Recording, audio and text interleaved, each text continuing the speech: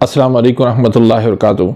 नाज़रीन, कैसे हैं आप? उम्मीद है कि आप खुश होंगे। अल्लाह ताला आपको ढेरों सारी खुशियाँ अता फरमाए और अल्लाह पाक आपको सेहत व तंदुरुस्ती अता फरमाए।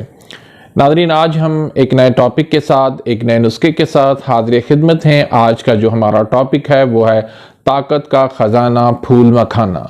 फूल मखाना क्या चीज़ हुआ करती है और इसके फ़वाइद क्या हैं, इसका इस्तेमाल का तरीका क्या है और इसका मिजाज क्या है। फिर अब मैं आपको मुख्तलिफ़ रेसिपीज़ बताऊंगा जिसके आप मुख्तलिफ़ मिजाजों के अंदर आपको बताऊंगा कि इसको कैसे इस्तेमाल करना है।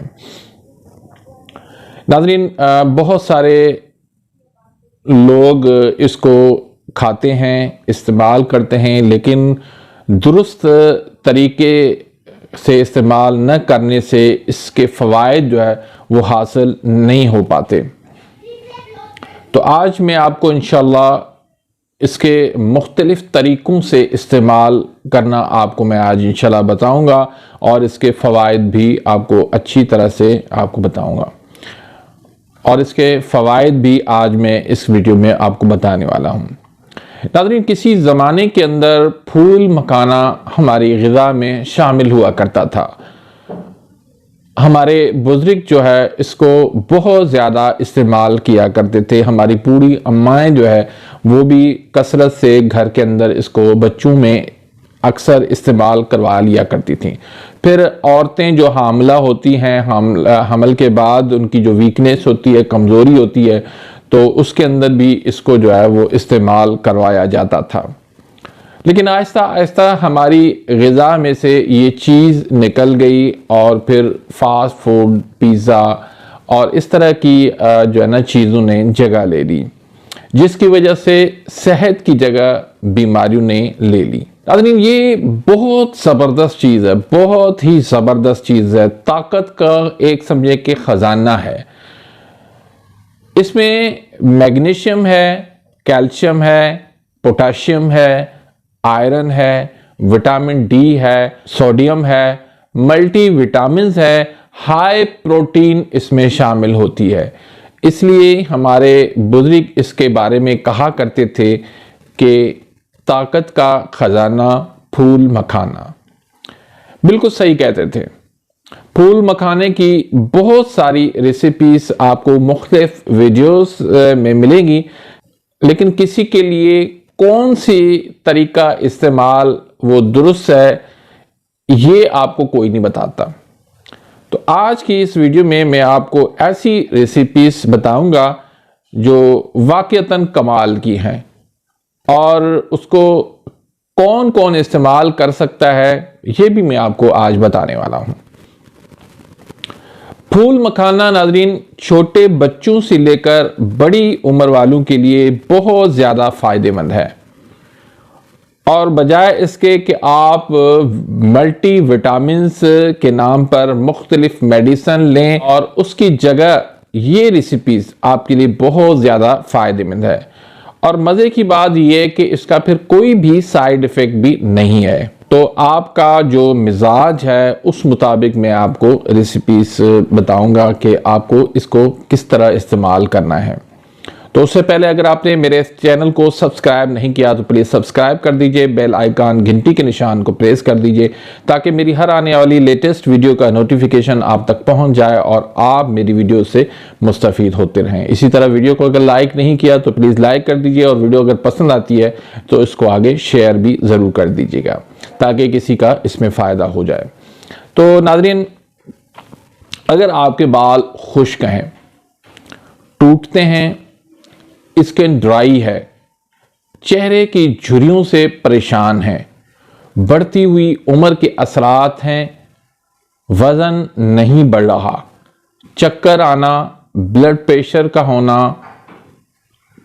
कमर दर्द है, तो ये जो चीज़ है ये आप बनाएं, इस्तेमाल करें और मुझे अपनी दुआओं में याद रखें।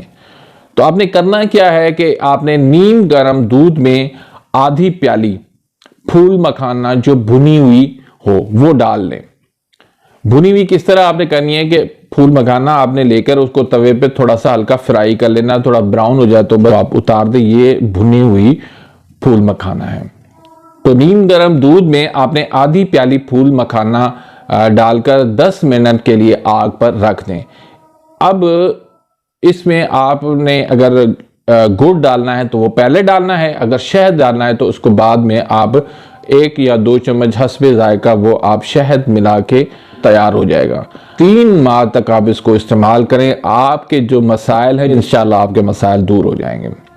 दूसरा जो तरीका है वो अगर कमर दर्द है, थकावट है, जिस्म में दर्दें होती हैं, कमज़ोरी है, कब्ज़, गैस, तेज़ाबियत, नींद ना आना, वेट का ज़्यादा होना और दिल की धड़कन का तेज़ होना, विटामिन डी की कमी होना, खून की कमी होना, तो इसमें आपने 2 चम्मच आपने देसी घी या आपने ओलिवा ऑयल आपने डालना है। तो उसके बाद आपने उसमें फूल मखाने की 1 प्याली उसमें आपने डाल लेनी है। तो उसके बाद आपने इसके अंदर क्या डालना है, 1/4 चम्मच आपने लाल मिर्च डालने हैं, उसका पाउडर डालना है, और 1/4 चम्मच आपने इसमें नमक, खाने वाला लाहौरी नमक वो डालना है, और 1/4 चम्मच इसमें आपने काली मिर्च डालनी है, और 1/4 चम्मच इसमें ज़ीरा सफ़ेद यानी जो भुना हुआ हो वो उसका पिसा हुआ वो आपने डालना है। तो ये आपने सारी चीज़ मसाले आपने डाल के इसको आपने चम्मच से हिलाते रहना है। तो कुछ ही देर के बाद आपकी ये रेसिपी तैयार हो जाएगी और आप इसको जो है वो इस्तेमाल करें। ये आपने निहार मुँह इस्तेमाल करना है, यानी कि खाने से आधा घंटा पहले। ये इसका जो मिजाज बनता है वो गुद्दी आसाबी बनता है। इसके अलावा एक और रेसिपीज़ है, इसमें आपने क्या करना है कि देसी घी आपने या जैतून का तेल जो है वो आपने 2 चम्मच डालनी है, उसमें आपने थोड़ा सा गुड़ उसमें डाल लेना, तकरीबन 2 चम्मच के करीब। तो 2 चम्मच आपने वो डाल के जब वो पिघल जाए तो आपने चूल्हे को बंद कर देना है। उसके बाद आपने फूल मखाने की आधी प्याली जो है वो उसमें आपने शामिल कर लेनी है। उसको आप थोड़ा सा चम्मच से हिलाते रहें और उसके बाद आपने उसमें आप थोड़े से 2 चम्मच तकरीबन सफ़ेद तिल मिला लें। तो ये 2-4 मिनट के बाद ये थोड़ा सा हल्का ब्राउन हो जाएगा और उसके बाद आपने इसको उतार देना है। जब ये ठंडा हो जाए तो इसको आपने हाथों से उसको आपने अलग कर देना है। तो एक ये बहुत ज़बरदस्त चीज़ बनती है, बच्चे भी बड़े शौक़ से ये खाते हैं। तो ये तीनों रेसिपीज़ हैं। ये तीसरी जो रेसिपी मैंने बताई है ये भी जो है वो गुद्दी आसाबी मिजाज बन के लिए है। तो अगर आपने वेट लॉस करना है तो आपने गुद्दी आसाबी वाली ये जो 2 मैंने आपको बताई है रेसिपीज़ ये इस्तेमाल करनी है। अगर आपने वेट को बढ़ाना है तो फिर आप दूध वाली रेसिपीज़ जो मैंने आपको बताई है वो इस्तेमाल करनी है। लेकिन याद रखिएगा कि दूध वाली जो भी रेसिपीज़ होगी वो आपका वेट बढ़ाएगी। तो नाज़रीन, इसी के साथ ही मैं इजाज़त चाहता हूँ, मिलते हैं इंशाल्लाह नेक्स्ट वीडियो में, तब तक के लिए इजाज़त, अल्लाह हाफिज़।